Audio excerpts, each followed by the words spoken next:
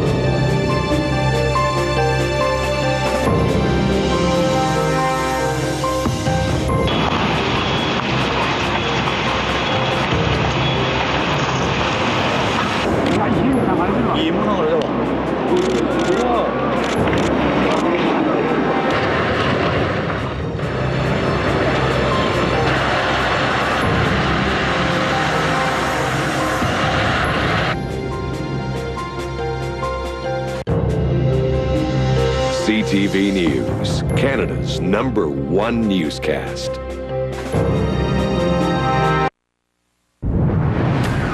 Tonight, BC's coast moves out of the tsunami danger zone, but... Well, you see the picture of downtown Sandy. It's not good. It is not good. We hear from those concerned about loved ones and others in the earthquake zone who are okay. Also, what you need in your earthquake kit now so you're prepared when the big one hits. And a Surrey girl's mom had the wisdom to tape this because it led to this. How can you not like that? How can you look at that? This is CTV News. Here is Carrie Adams.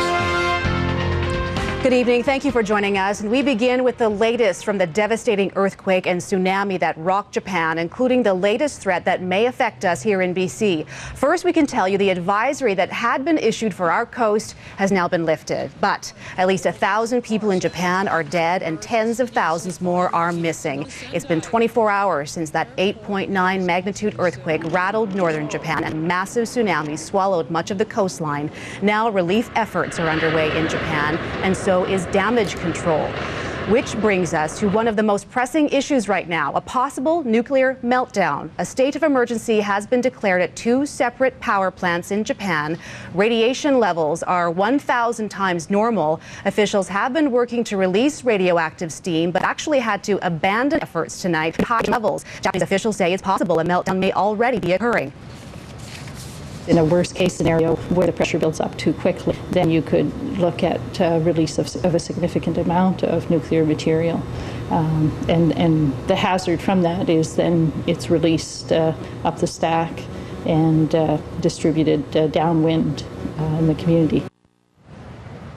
Well, here's why this is of special interest to those of us here in BC. This is the jet stream right now. If one of the reactors were to melt down, the radioactive fallout could reach us. So far, just a small amount of radioactive steam has escaped in a controlled release.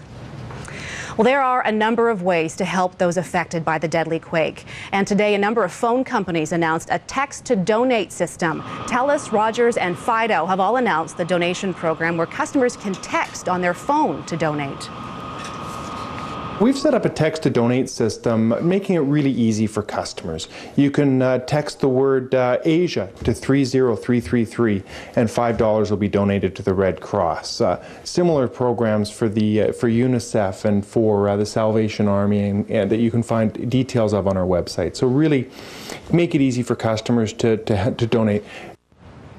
And TELUS has also donated a $100,000 corporate donation and have made TV Japan available free to all their Optic TV customers. Well, this has sure been a wake-up call to a lot of us because we really have no idea what to expect if and when a large earthquake happens here. Vancouver Island would be the hardest hit because this kind of mega-thrust quake is most likely to occur off the island's west coast. A tsunami is also expected to follow. On the mainland, experts predict some building damage, including glass falling down from high-rise towers. But newer buildings and those with seismic upgrades will fare better. Bridges should also survive, but highways may may not be as lucky. These are all reasons why a seismic specialist we talked to tonight says installing an advanced warning system would help. What we can do as a private company is we can design and install the system that will give you advance warning in terms of dozens of seconds probably. Well, it depends how far you're sitting away from the epicenter. And you will have advanced warning, so you'll be able to minimize your potential damage if your facility allows to do so. Sysenko adds that places like oil refineries, computer data centers, banking centers, and even the Massey Tunnel would benefit from the system. He also says there are not too many systems like this in the world and that Japan is the leader in that regard. So what would you do if an earthquake struck here? Here's what not to do. During this quake in Japan, hundreds of people ran out of buildings into the streets. You can see people narrowly escaping the falling debris as they ran from buildings. If you're inside, drop to the floor and take cover under a sturdy table or desk with your arms over your head. An inside corner of the building is best. The old advice to stand in a doorway is still good if it's a door in a load-bearing wall. Stay inside until the shaking stops. If you're outside, stay outside. Try to move away from buildings because the greatest danger is at the entrances to buildings and along the walls. And stay away from power lines, street lights, and utility poles. Now, after the shaking stops, you will need to survive on your own for 72 hours. What will you need? Delta-based Fast Limited is a major manufacturer and supplier of emergency kits. The main ingredients are a liter of water per person for a bare minimum of 3 days. There's also some food in there, and a flashlight that's not battery-powered is good to have. Long-lasting military-grade light sticks, gloves, also good goggles, for 12 hours. Rescue items like pry bar, vice grips if you need to shut off the gas, if you smell gas. The experts say to keep your kit by the door in case you have to get out immediately. Well, there are about 11,000 Canadians in Japan right now. Many of their families are worried sick about their loved ones caught inside the disaster zone. Some North Shore parents can breathe easier tonight, but for an Nanaimo man, the wait for word continues. CTV's Nafisa Karim reports. The images of